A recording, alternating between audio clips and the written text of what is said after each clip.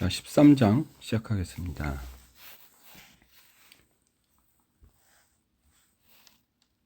자, 13장 그 첫 페이지에 어떤 문제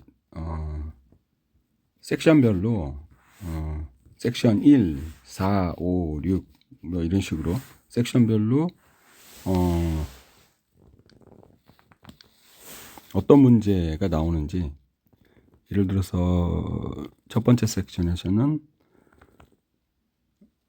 첫 번째 섹션을 공부하면 연습 문제 1번을 풀 수 있고, 이제 네 번째 섹션을 공부하면 예제 2번을 풀 수 있고, 뭐 이런 식이에요.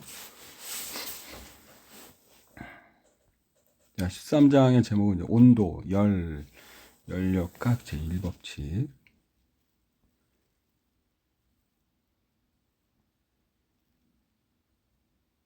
자, 온도란 어떤 물체를 만질 때 느끼게 되는 뜨겁고 차가운 정도,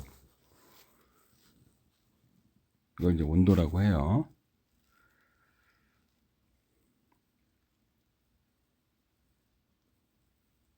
우리가 보통 쓰는 거는 이제 도씨가 있죠. 도씨, 섭씨, 그죠?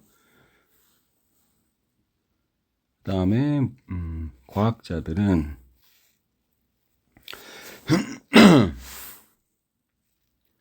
켈빈이라는 온도를 쓰는데, 그 섭씨 온도는 마이너스가, 영하가 있고 영상이 있는데, 켈빈 온도는 영하가 없어요. 항상 플러스예요. 그래서 켈빈 온도에서 0도면 0도를 이제 0K라 그러는데, 0K에서는 에너지가 최소. 그러니까 더 이상 이제 에너지가 내려갈 수 없는 그런 한계점이죠. 더 이상 차가워질 수 없는. 그 다음에 섭씨하고 이걸 이제 절대 온도라 그래요. 켈빈. 절대 온도하고 섭씨는 그 눈금의 간격이 똑같아요. 예를 들어서 섭씨에서 1도가 올라가면 켈빈에서도 1도가 올라가는 그런 식으로.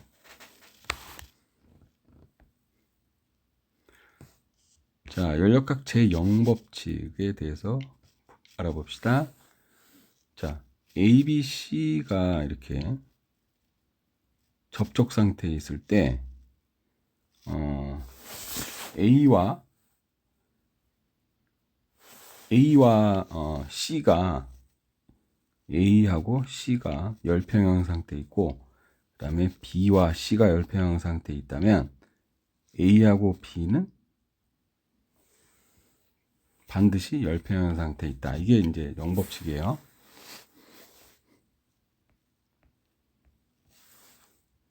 열평형이라는 거는 이제 에너지가 많은 곳에서 적은 곳으로 에너지가 이동하는데, 열평형이라는 거는 이제 에너지의 이동이 있긴 있는데, 예를 들어서 A하고 C하고 열평형이면은 A에서 C로 가는 에너지와 C에서 A로 가는 에너지가 똑같아요. 그걸 이제 평형이라고 하고, 그리고 온도가 같아요. 온도가.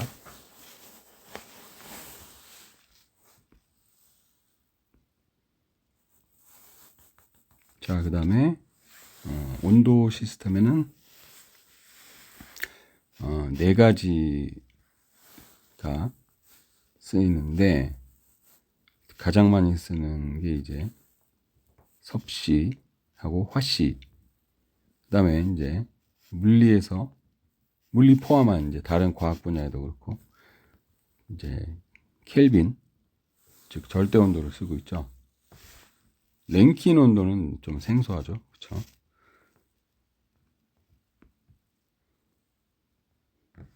자, 여기서 아까도 이제 언급했듯이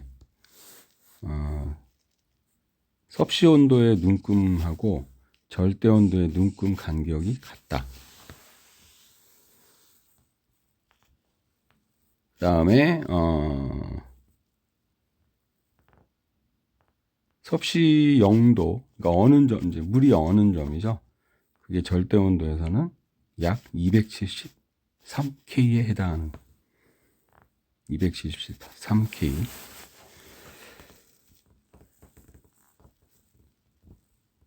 그래서 0K는 마이너스 섭씨에서는 이제 마이너스 273도 C 이렇게 나타내겠죠, 그렇죠? 근데 이 섭씨라는 말은 어디서 왔냐면은 C는 뭐 김씨, 박씨 할 때 그 C예요. 그래서 이제 누가 이걸 고안했냐면은 이제 셀시어스라는 사람이 이제 고안해낸 건데, 그 셀하고 이제 중국에서 쓰는 한자 발음하고 이제 우리나라 그러니까 같은 한자라도 대한민국하고 중국은 그 발음법이 다르죠, 그렇죠? 그래서 가장 가까운 중국 발음에서 그 셀시어스에 이제 가장 가까운 발음이 섭이었나 봐요. 섭. 그래서 이제 섭씨가 만든 그런 온도다. 그래서 이제 셀시어스. 그러니까 미스터 셀시어스가 만든 눈금이다. 그런 뜻. 섭씨. 어떻게 보면 좀 웃기죠, 그쵸? 바꾸고 싶죠, 그쵸? 셀시어스로. 하지만 많은 이미 너무나 많은 분야에서 쓰이고 있기 때문에 바꾸기가 쉽지 않다 그랬죠. 그 전류의 방향 등등과 같이. 자, 화씨는 페르나이트라는 그런 페르나이트의 성을 가진 사람이 고안해낸 온도 시스템인데, 이거에 가장 가까운 발음은 이제 화였나 봐요. 화씨. 이거는 이제 이렇게 나타나고 도 F, 섭씨는 도 C.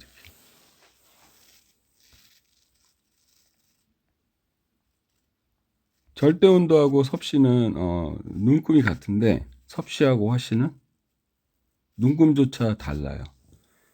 그래서 이제 두 개 변환하려면 그거 암산으로 안 되고 막 계산기로 계산해야 돼요.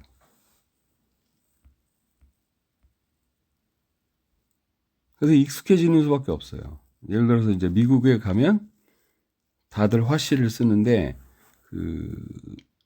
처음에는 전혀 감이 없다가 계속 살다 보면은 지금 화씨 몇 도다 그러면은 이게 딱 적응이 돼요. 덥다. 오늘은 춥겠네. 뭐 이런 식으로.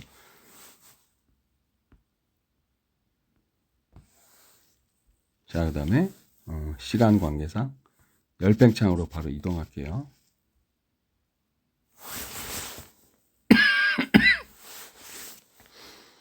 이건 이제 시간 순서를 나타내는 거예요. 셀시어스가 이제 섭씨를 만들고, 그 다음에 이어서 페르나이트가 제일 먼저 만들었어요. 화씨가 제일 먼저 나왔어요. 그 다음에 셀시어스, 그러니까 섭씨가 나오고, 그다음 마지막으로 켈빈, 절대 온도가 나왔죠. 점점 발전한다고 해야 되나? 근데 그 화씨에서 섭씨로 바뀐 거는 뭐 이거 발전이라고 보기 어렵죠, 그렇죠?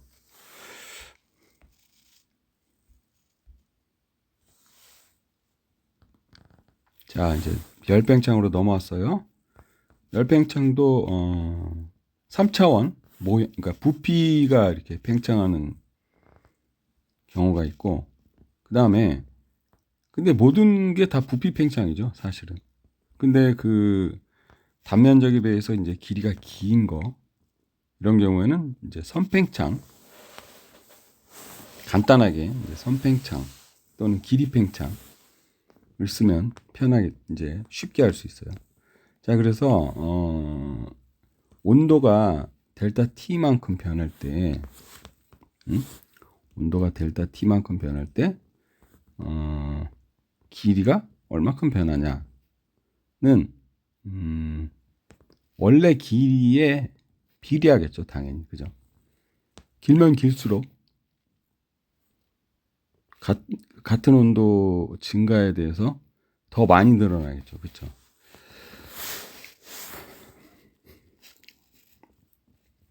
왜냐면 이제 퍼센트로 늘어나니까.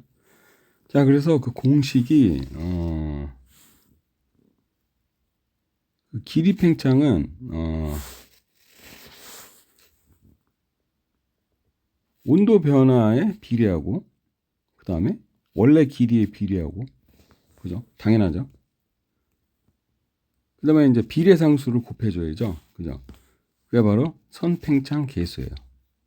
그러니까 물질마다 같은 온도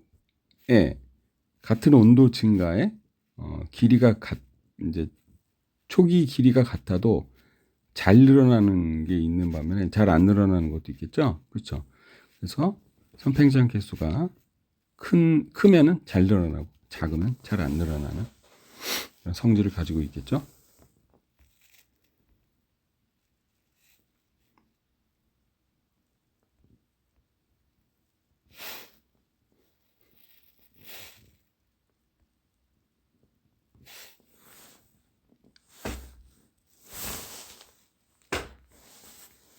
자, 예제 13.2를 이제 풀 수가 있어요. 선팽창 지수의 계수에 대해서 하면, 길이팽창 공식을 하면, 자, 푸는 방법을 봅시다. 자, 강철로 만들어진 철로의 길이가 0도씨에서 30m이다. 그때 온도가 65도씨로 변한다면 길이는 얼마나 늘어나는가? 그러니까 여기서 델타 T를 알려준 거예요. 그렇죠? 델타 T가 0에서 65도니까 이렇게 델타 T는 65. 그 다음에 선팽창 계수. 이건 문제에서 주어지지 않았죠. 그렇죠? 근데 실제 시험 문제 나온다면 당연히 주어져요. 우리는 여기 표가 있으니까 여기서 찾아봅시다. 철로니까 이제 철로 돼 있겠죠? 그렇죠? 강철. 11 곱하기 CA-6승이에요. 11 마이크로.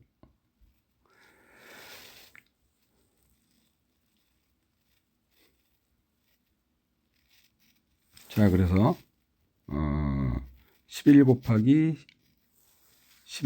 그래서 A번 문제는 얼마나 늘어나는가? 온도가 65도 증가할 때 강철 레일이 얼마나 늘어나는가? 이제 요 공식에 대입을 하면 되겠죠. 그래서 선팽창 계수가 11 곱하기 CA-6승 곱하기 원래 길이 30m 곱하기 온도 변화 65도 하면 이게 답이 나오죠. 이렇게 2cm 정도 늘어났네. 그죠? 그 다음에 레일이 못으로 고정되어 있다고 가정하면 온도 변화에 의해 생기는 변형력은 얼마인가? 자, B번 문제는 사실은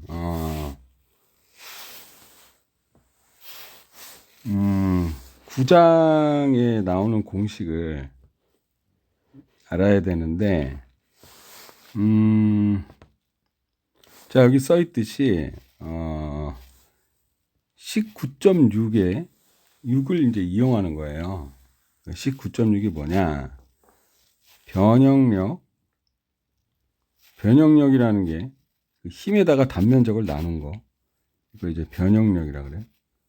여기 그러니까 변형력은 원래 길이분의 길이의 변화. 거기다가 역률이라는 y 값을 곱해줘야 돼요.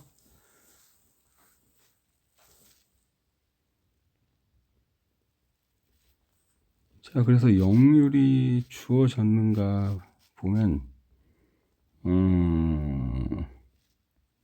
안 주어졌죠. 그래서 이제 내 생각에는, 요 예제 13.2의 B번은 이게 13장 문제라기보다는 이제 9장 문제라고 생각해요. 그래서 만약에 13장에서 문제가 나온다 그러면은 이 문제가 나올 가능성은 아주 작다고 생각해요. 그래서 뭐 이걸 외워야 되는가? 이거 9장식이에요. 9장 보면은 똑같은 문제가 예제에 있어요. 똑같은 문제가. 그래서 이걸 외워야 되는가? 내가 만약에 여러분이라면은 안 외울 것 같아요. 그 시간에 다른 걸 공부하지. 그 다음에 이제 공부 다 하고 시간이 남고, 그리고 더 이상 할 게 없다. 그러면 이제 그때 한번 이렇게 봐둘 것 같긴 해요. 자, 그 다음에 13.5로 이제 점프를 합시다. 13.5장. 자, 열용량과 비열.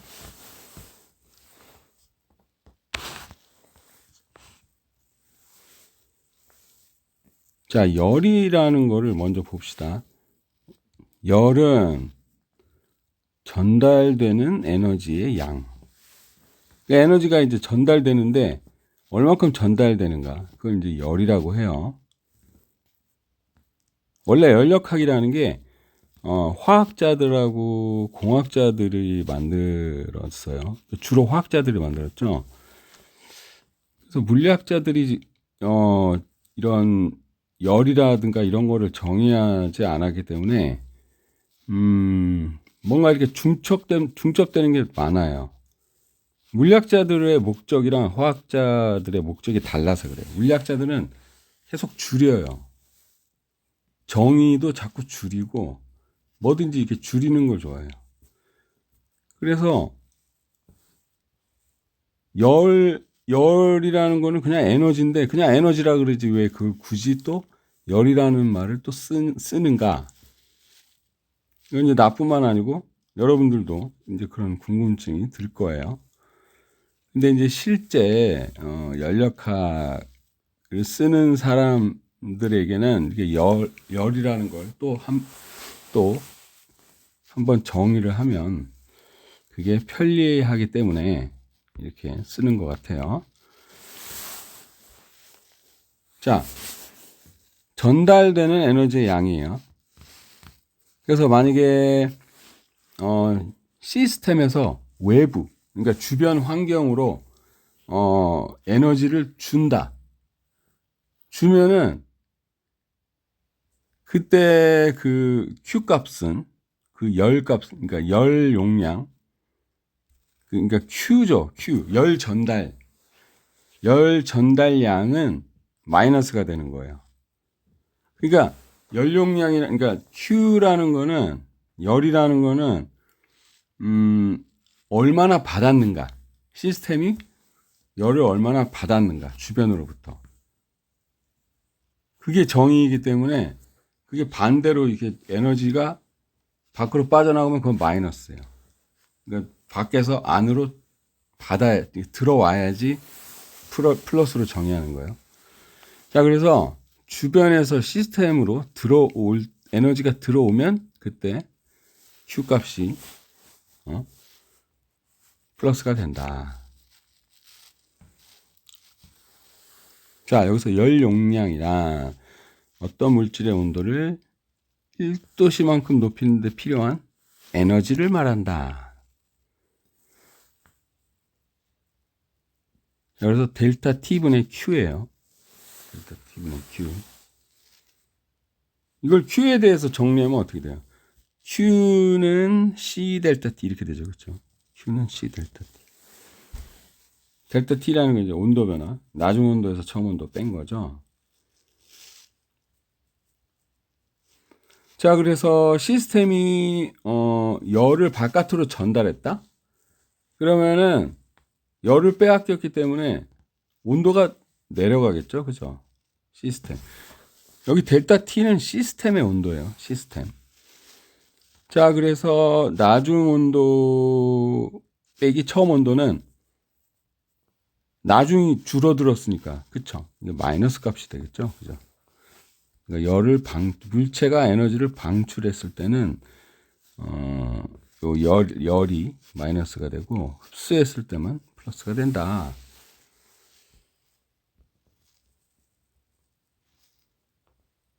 그 다음에, 비열이라는 게 있어요. 연용량하고 똑같은데, 여기다가 질량을 나눈 거예요. 질량을 나눴으니까 요 연용량을 나타내려면은, 그러니까 전달된 열을 나타내려면은 다시 m을 곱해줘야겠죠. 그렇죠? 그래서 그 비열은 m을 나눈 거, m을 나눈 그 비열, C라고 쓰지 않고 소문자 C를 써요. 자, 그래서 그러니까 대문자는 연용량. 그 다음에 소문자는 비연용량. 줄여서 비열, 이렇게 얘기해요. 자, 그래서 영어로는 이제 heat capacity 하면은, 연용량. 그 다음에 specific heat capacity. 그러면은, 비연용량. 이렇게 되는 거예요. 여기 specific이라는 건 이제 구체적인 그런 뜻이죠. 자, 그런데, 여기서 이 C값, 비열이라는 거, C값은, 액체나 고체일 경우에만 해당되는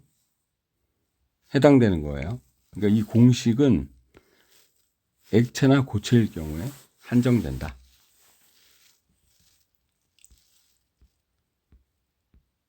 단위 질량당 연용량으로 정의할 수도 있죠. 이걸 C에 대해서 정리하면은, 요 식을 C에 대해서 정리하면은, Q에다가 M 델타 T를 나눠주는 거죠. 그렇죠?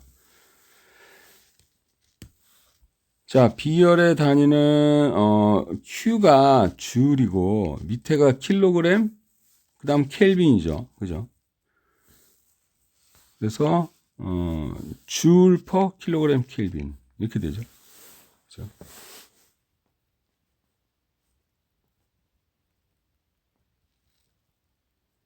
자, 그 다음에 캘로리라는 걸로 바꿔요. 에너지의 단위를 캘로리로 바꾸면, 4186.8 줄 퍼 킬로그램 켈빈. 이렇게 돼요. 복잡하죠. 이것도 도시를 또 켈빈으로 바꿨고, 그램을 킬로그램으로 바꿨고, 주를 캘로리로 바꾸고, 그다음에 또 BTU라는 것도 있고, 전자제품에 쓰더라고. 그런 거 보면 이제 그 공학 쪽에서 쓰는 그 에너지의 단위 같아요. BTU. 뭐 에어컨을 사러 가면은 이제 예를 들어서 미국에서 에어컨을 사러 가면은 어 내가 있을 때만 해도 어 한국 가정에 있는 것 같이 이렇게 멋지고 이렇게 그 집 안에다 이렇게 탁 세워두고 바깥에 실외기가 있는 이런 에어컨은 그 마트에서 찾아보기가 힘들고 없다고 봐도 돼요. 없었고 창문에다가 고정을 해요. 창문. 그래서 집안 쪽은 에어컨이고 그 창 바깥쪽은 실외기. 그래서 이렇게 상자인데 이게 붙어 있는 거예요. 실외기하고 에어컨하고 이렇게. 거기 보면 BTU라고 써 있어요. 아, 이 에어컨의 용량은 몇 BTU짜리다. 그래서 숫자가 써 있는데 전혀 감이 안 와요. 이게 뭔 소린지. 여러분들도 굳이 이걸 외우지 않아도 돼요.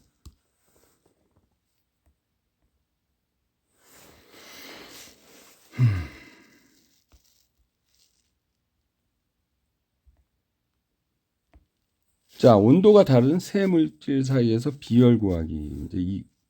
이제 이거와 관련된 그런 섹션으로 가봅시다.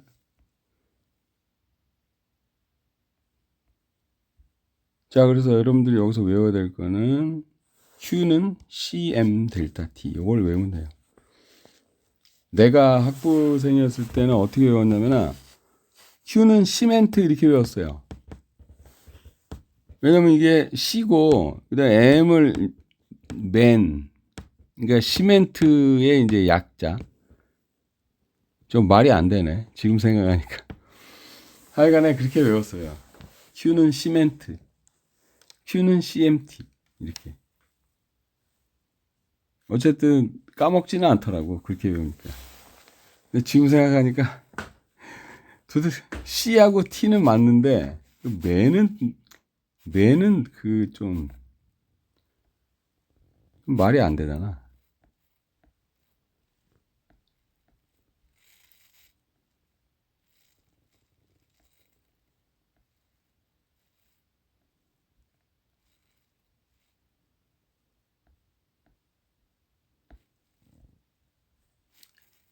아, 여기 있다. 자, 온도가 다른 세 물질 사이에서 비열 구하기. 이게 추천 문제 중에 이제 두 개와 관련이 되어 있는데 예제 13.5하고 연습 문제 14번에 관련이 되어 있어요.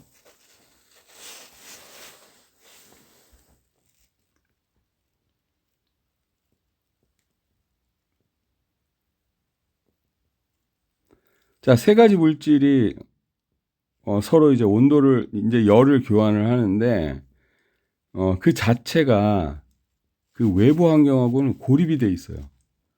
그래서 에너지가 외부에서 그 세 가지 물체가 세 가지 이제 다른 물질로 되어 있는 그런 물체겠죠. 그죠? 예를 들어 갖고 물, 유리컵, 알루미늄 이렇게 있으면은 우리 컵을 물질이라고 그러진 않잖아. 물체라 그러지. 그렇죠? 하지만 유리컵은 어떤 물질로 되어 있고 알루미늄은 어떤 물질이고 이제 뭐 그런 거는 그렇게는 말할 수 있지만. 그죠? 자, 그래서 에너지가 보존돼요. 고립기에서는. 그러니까 외부와 열 교환을 하지 않는 그런 시스템. 그래서 서로 주고받는 그 열을 다 더하면 0이 돼야 돼요. 0.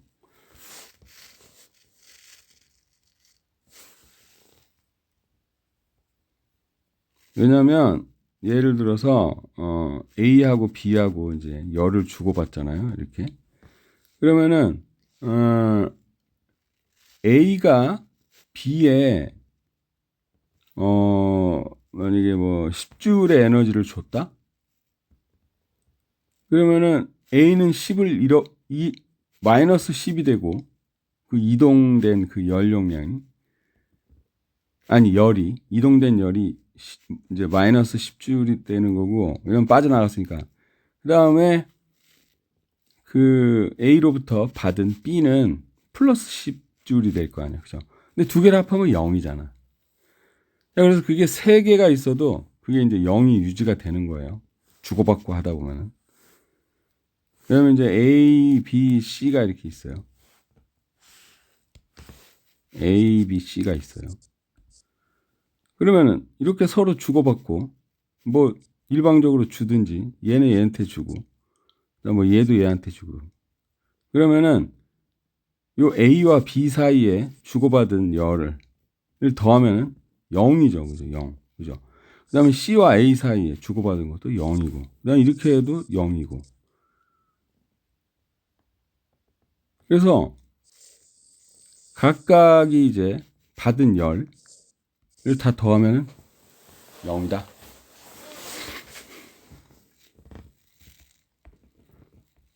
자, 그래서 이제 이게 이제 예제 13.5하고 연습 문제 14번에 관련이 있다 그랬죠?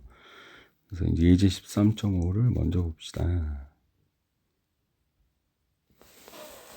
자, 물 0.4kg은 40도시고, 그 다음에 유리 비커는 질량이 0.3kg이고 온도가 25도예요. 그 다음에 마지막으로 알루미늄 덩어리, 그러니까 0.5kg짜리 알루미늄 덩어리는 37도예요.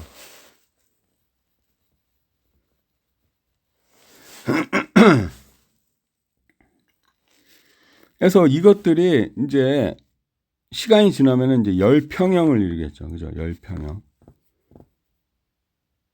그럼 열평형을 이루었을 때 그 온도를 구하시오.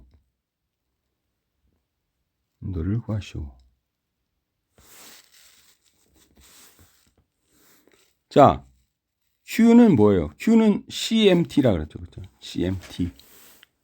T는 이제 델타 T로 외워도 돼요. CM 델타 T. 온도 변화니까. 자, 그래서 물이 받은 열, 그다음에 알루미늄이 받은 열, 유리가 받은 열 다 더하면 0이 돼야 된다. 왜냐면 이제 고립계니까. 고립되어 있다라는 말이 써 있죠. 자, 그래서 Q 물의 질량 곱하기 그다음에 물의 비열 C 그다음에 이제 온도 변화. 이게 이제 문제의 정답이죠. 우리가 알아내야 되는 거죠. 그죠? 그래서 그러니까 나중 온도가 되는 거죠. 나중 온도는 이제 물의 나중 온도, 알루미늄의 나중 온도, 유리의 나중 온도 다 똑같죠. 그죠? 그래서 T 마이너스 지금 그러니까 처음에 물의 온도. 처음에 물의 온도가 뭐였지? 40도. 그죠? 40도, 25도, 37도. 자, 그래서 알루미늄에 대한 열, 그 다음에 유리 비커에 대한 열. 그래서 여기서 이제 주어진 거는 질량도 주어지고, 그 다음에 온도, 처음 온도 다 주어지고, 그 다음에 C는 이 표에서 찾아야겠죠. 근데 시험 볼 때 만약에 이게 시험 문제 나온다? 그러면 당연히 주겠죠. 물의 비율은 몇이야, 알루미늄의 비율은 몇이다, 이렇게 다 써 있겠죠. 그렇죠? 써 있든지 아니면 이게 표를 아예 주든지 둘 중에 하나. 그래서 그러면은 다 알고 t 변수 다 알고 t 하나만 모르는 거죠. 그죠? 그래서 이 식을 t에 대해서 정리하면은 이렇게 된다. 이거분에 요거가 온도다. 그래서 해보니까 37.9도가 나왔다. 어디에 제일 가까운 거? 알루미늄에 제일 가깝네. 알루미늄은 살짝 올라갔고, 물은 살짝 내려갔고, 그 다음에 유리가 꽤 많이 올라갔어요. 그거 뭘 얘기하냐면, 유리 비커가 제일 가볍긴 하지만, 그 비열이 작다는 얘기예요. 비열이.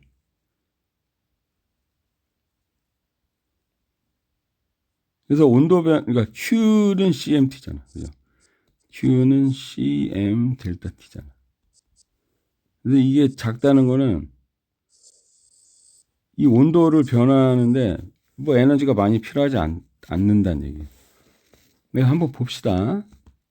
자, 유리의 비열은 837, 그다음에 알루미늄은 900, 그다음에 물은 4190. 근데 예상 외로 알루미늄하고 유리 비슷하네. 그죠? 근데 역시 유리가 제일 작죠, 비열이. 그죠? 그래서 이제 잘 변하는 거예요, 온도가. 자, 그 다음에, 그러면 이제, 연수 문제 14번도 풀 줄 알겠죠? 그죠? 자, 연수 문제 14번은 어떤 내용이냐면, 여기 식은 똑같아요. 여기 우리가 쓴 식 있죠? Q를 다 더하면 0이다. 여기까지 똑같아요.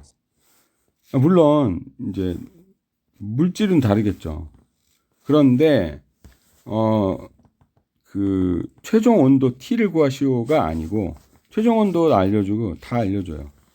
다 알려주는데, 요 세 가지 물질 중에 한 가지의 비열을 안 알려줘요. 뭐, 그렇다고 뭐, 더 어렵거나 한 거 아니죠. 그죠? 예를 들어서, CG, 요게 이제 글래스죠. 글래스. 그 유리의 비율을 알려주지 않았다? 그럼 어떻게 구하는 거예요? 다 아는데 요것만 CG만 안 알려준 거예요. 그러면 이제 이 식을 CG에 대해서 정리한 다음에 그냥 대입하면 답이 바로 나오는 거죠. 그래서 14번도 아무 문제가 없다. 그 다음에 수문열은 연습 문제 23번과 관련이 있다.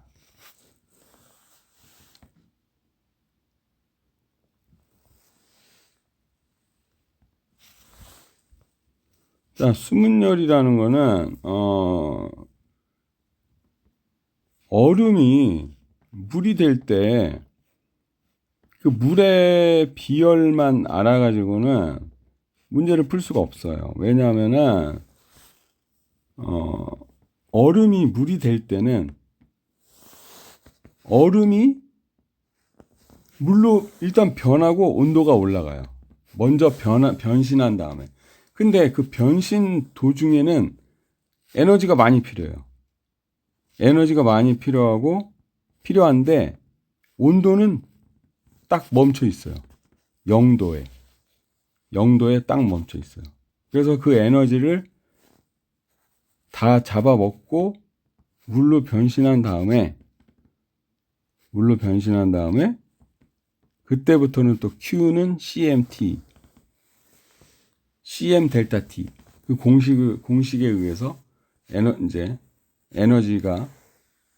이렇게 소모하겠죠. 그렇죠? 그러면서 이제 온도가 올라가겠죠. 그러니까 페이지라는 거는 그 물질의 상태예요.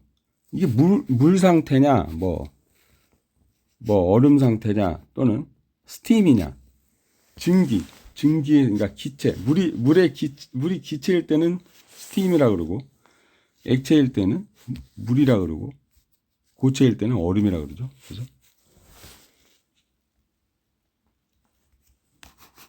자, 여기 이제 그림을 잘 봐요. 액체에서 기체로 될 때,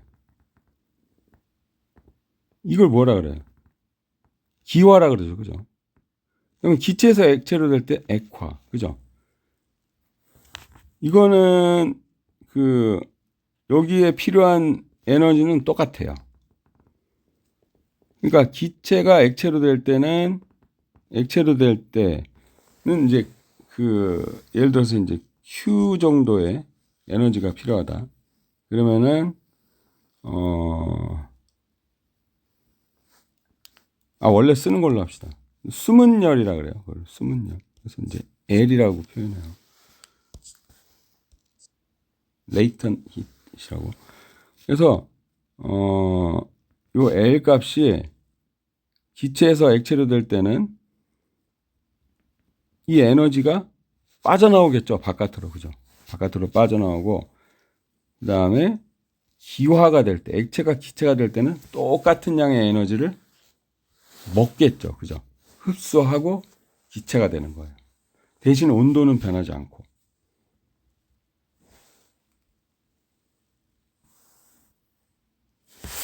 그 다음에 녹을 때도 마찬가지예요. 녹거나 얼거나 할 때 똑같은 크기의 에너지가 발생된다. 온도가 변하지 않는. 기체, 액체 사이에 요 상태 변화할 때, 상태 변화할 때는 온도가 100도겠죠. 그렇죠? 그죠? 100도씨. 여기는 0도씨. 그죠? 그 다음에 이제 드물게는 기체에서 고체로 바로. 기체가 갑자기 얼음이 돼. 또는 고체가 갑자기 기체가 돼. 이게 뭐가 있어요? 드라이 아이스가 있죠. 그죠? 얼음에서 드라이 아이스, 이제 아이스크림 사가지고, 집에까지 몇 분 걸려요? 그럼, 네, 30분이요. 그러면 30분에 만큼 이제, 견딜 수 있는 만큼의 드라이 아이스를 주죠. 그럼 그 드라이 아이스를 잘 보면, 녹질 않아요. 그냥 기체가 되지, 바로. 그러니까 드라이 아이스에서 기체로 바로.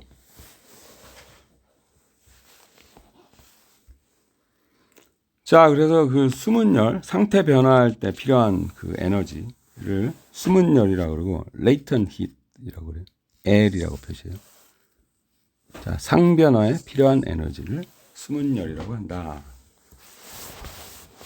그때, L 값이, 그 물질마다 고유 L 값이 있는데,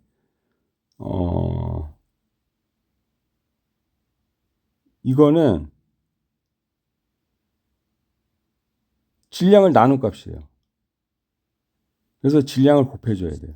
그래서 Q는 ml. 이게 공식이에요. 간단하죠. 그죠? Q는 ml.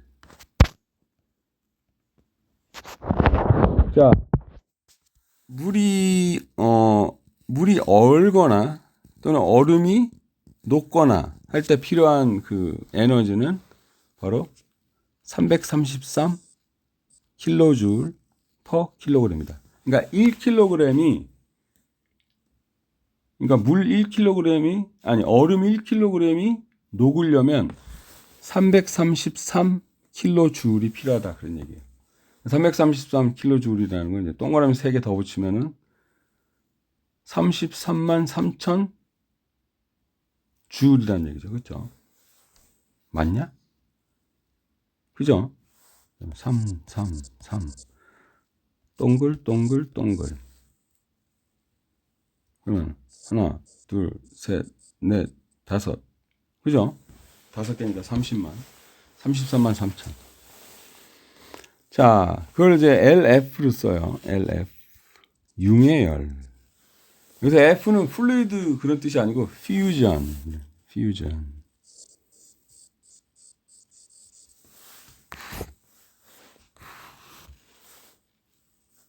이렇게 뭔가 이렇게 녹을 때 이렇게 퓨전. 뭔가 이렇게 두 개가 합쳐질 때 녹아든다, 뭐 그런 말 쓰잖아. 그죠? 녹아든다. 근데 이거 퓨전이라는 단어 선택은 그렇게 좋은 선택 같아 보이진 않아요. 나한테는. 자, 그 다음에 물이 끓어서 기체가 될 때 온도는 딱 100도에 정지돼 있어요. 근데 물이 기체로 될 때, 물론 시간도 필요하죠. 그죠? 그래서 물 1kg이 기체로 다 변신하는데 필요한 에너지는 바로 2256kJ이다. 225만 6천 줄이네. 그죠? 훨씬 더 많은 에너지가 필요해요. 그렇죠? 왜냐면 그 부피를 보면은 물의 부피나 얼음의 부피나 뭐 거의 비슷하잖아. 그죠? 근데 기체는 부피가 어마어마하게 커지죠. 그죠? 그 다음에, 물은 물 분자가 막 이렇게 움직이거나 그런 게 아니잖아. 뭐, 진동만 할 뿐이지. 다 이렇게 서로 꽁꽁 묶여가지고. 그런데 기체는 막 날라다니잖아. 어마어마한 스피드로 막 날라다녀요. 그 에너지를 다 줘야 되는 거예요. 모든 기체에다가. 기체 분자 수가 1kg의 뭐 물 분자의 수다. 그럼 뭐 이건 뭐 셀 수도 없는 그런 천문학적인 숫자라고 갖고는 표현되지도 않는 천문학적 숫자의 제곱에 막 그렇게 해야 될 거예요. 그래서 더 크다. 더 크다. 자, 그래서 이게 뭐 어디 연습 문제 23번에 이제 23번을 풀 수 있게 된다 그랬죠. 그죠? 자, 그래서 연습 문제 23번에 물론 여러분들 다 풀이집도 다 다운 받았죠. 내가 그 카톡에 5분방에 올린 거 그죠? 이거 내가 한번 풀어본 거예요. 여러분들이 최대한 보기 좋게.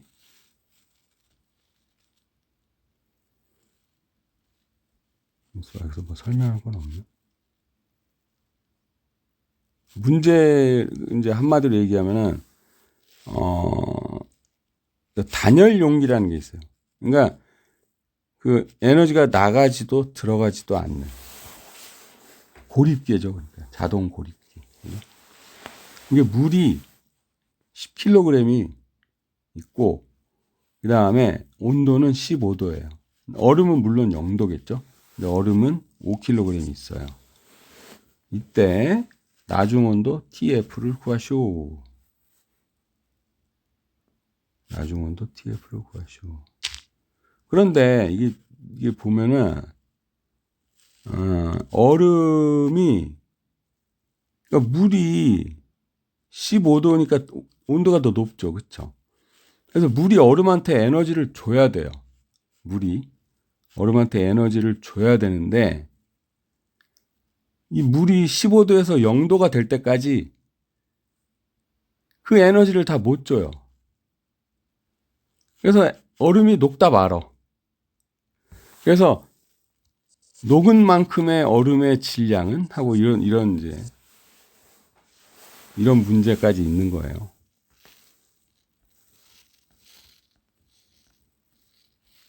녹다 말았으니까 0도까지 갔는데도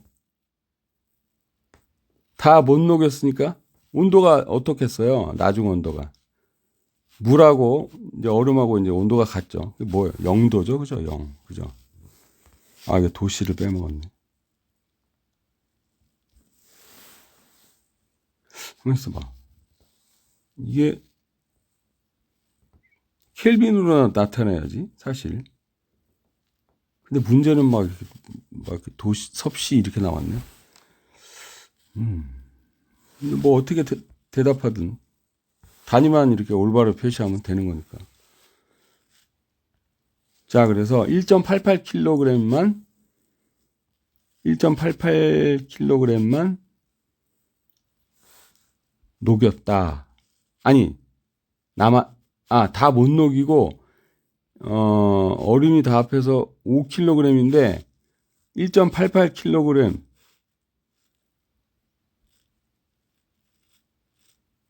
만 녹였다. 그런 얘기죠. 그죠? 뭐야, 반도 못 녹였잖아.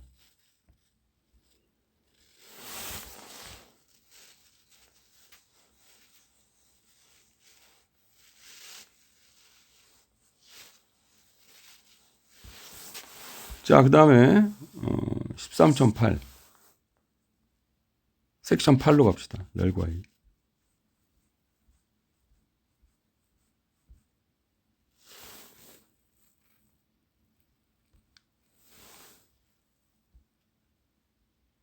열과 일.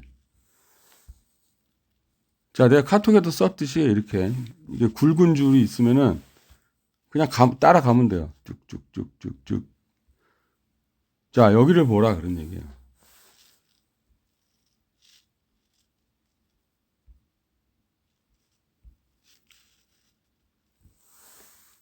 자, 개와 환경 사이의 에너지가 열과 일의 형태로 어떻게 전달되는지 살펴보자.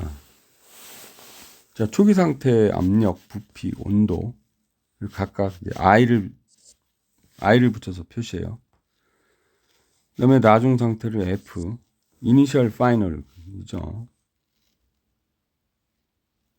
초기 상태에서 나중 상태로 바뀌는 과정을 생각해 보자.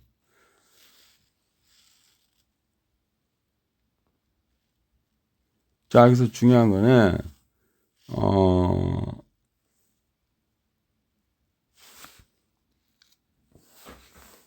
자, 오른쪽 그림을 보면은 기체가 실린더 안에 이렇게 모여 있지. 그다음에 단열벽으로 감싸져 있고,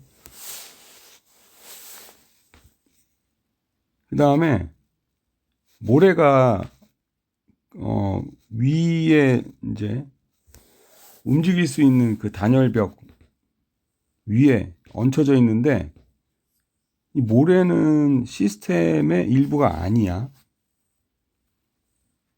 그래서 모래가 중력으로, 모래가 이제 지구와 모래의 중력으로 이제 모래가 아래쪽으로 힘을 가하고 있지. 그치? 그래서 그러니까 지금 뭐 평형 상태겠지? 이 상태에서 이제 모래를 dV만큼 꺼냈어. dV만큼 꺼낸 게 아니라 모래를 조금 꺼냈어. 그러면은, 기체가 힘이 더 세니까, 중력이 줄어들었으니까, 이제 기체가 그 위에 모래를 이렇게 밀고 위로 올라가겠지. 그치? 그러니까 요 판이, 그지? 요 판이 이제 위로 올라갈 거야. 그러면은 기체가 힘을 위쪽으로 가하고, 그 다음에, 그 모래를 포함해서 그 모래가 담겨 있는 그 위에 뚜껑이 이제 위로 갔지. 그지? 위로 갔으니까 힘을 가한 방향하고 그 모래하고 뚜껑 그 물체의 그 위치 변화도 위쪽이니까 같은 방향이니까 이제 양의 한 거란 말이야.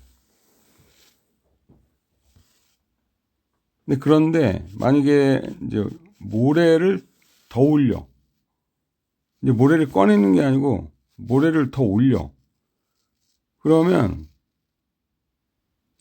기체의 부피가 줄겠지. 그치? 기체의 부피가 dV만큼 줄어들 거란 말이야. 압력은 이제 압력은 뭐 조금만 꺼냈으니까 같다고 이제 가정하고, 그러면은 기체가 이제 그 위 뚜껑에 가하는 힘은 위쪽인데 요 화살표 방향 같이 위쪽인데 결과적으로는 그 뚜껑이 아래로 내려왔으니까 반대 방향으로 일을 한 거란 말이야. 아니, 힘을 가한 거란 말이야. 그래서 이제 음의 일을 하게 된 거지. 음의 일을 이제 하게 되는 거지.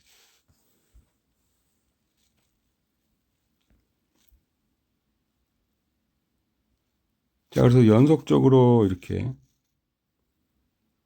모래를 이제 조금씩 계속 꺼낸다거나 이제 그러면은 그때 이제 압력이 변할 거야. 그럼 그때는 이제 더 이상 이제 P가 일정하다고 가정할 수 없고 적분을 해야겠지. 그지? 이렇게. 자, 1법칙으로 갑시다. 여기 이제 열역학체 1법칙이 나오죠. 자, 열역학 제1법칙은 에너지 보존 법칙과 같아요. 에너지 보존 법칙. 그 다음에 시스템의 내부 에너지를 U라고 합시다. U.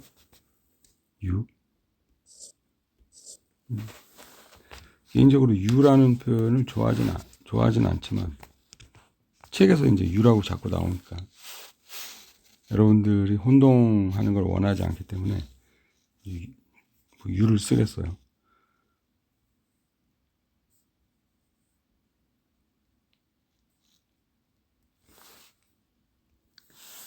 자, 이 식을 1법칙이라 그래요. 1법칙이라고 하는데 그 내용을 보면은 내부 에너지의 변화, 즉 나중 내부 에너지 빼기 처음 내부 에너지는 걔가 받은 에너지, 걔가 받은 에너지. 만약 이제 에너지가 빠져나갔다? 외부로 막 일을 해서 빠져나갔다? 또는 이제 뭐 어쩌다가 이제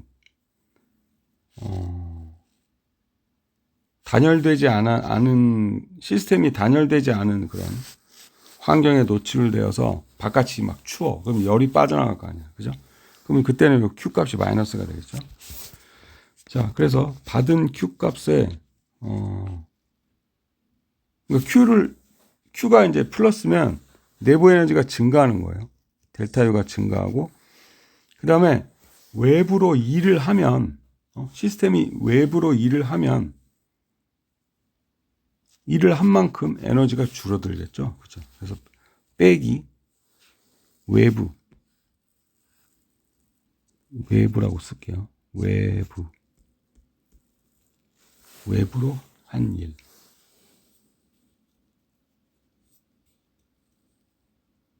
Q는 이제 받은 거는 받은이라고 쓸까요? 그래도 받은 이렇게 외부에 이렇게 이게 바로 연력학 1법칙이다.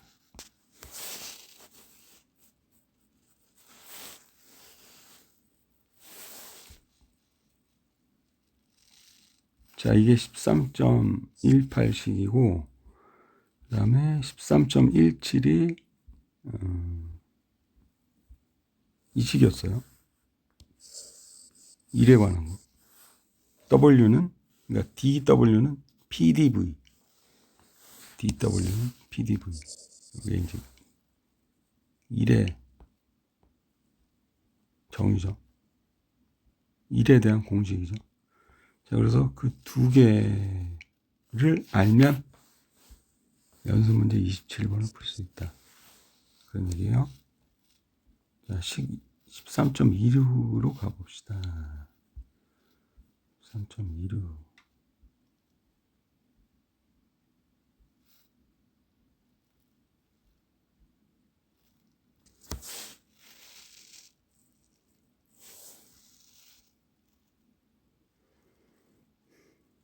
자, 이게 13장 마지막 식이에요.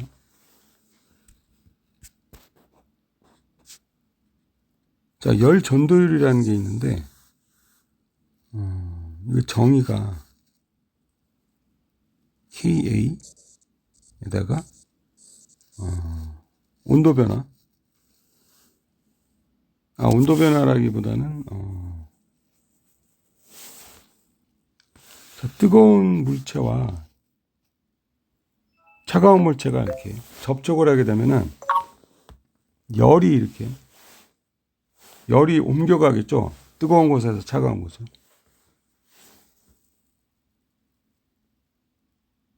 그걸 열 전도율에 비례하겠죠. 그렇죠?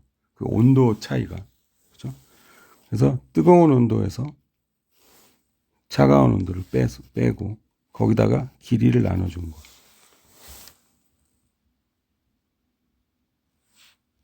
그 다음에 이제 K는 물질마다 달라요. 얼마나 열 전도가 잘 되는가. 열 전도도라 그래요. 열 전도도. 그 다음에 여기서 A는 물체의 단면적.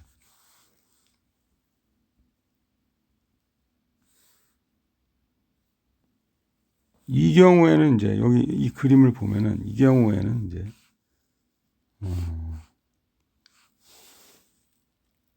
요 두께가 L이 되고, 그죠? 이 단열재 뭐 그런 건가 보죠. 그 두께가 L이고, 그 다음에 요 물질에 대한 고유한 K 값이 있겠죠. 그렇죠? K 값이 열 전도도라는 값이 있겠죠. K 값이 열 전도도. 그 다음에 면적이 A이고, 여기 면적. 그 다음에 따뜻한 방의 온도를 TH, 그 다음에 바깥 온도를 TC라고 그러면은, 단위 시간당 얼만큼의 열이 빠져나가는가. 그쵸? 빠져나가는가. 그러니까 방에서 차가운 바깥으로 열이 전도되는 거죠. 그죠? 단위 시간당이 정말 중요해요. 단위 시간당. 자, 이걸 알면 연습 문제 32번을 풀 수 있다.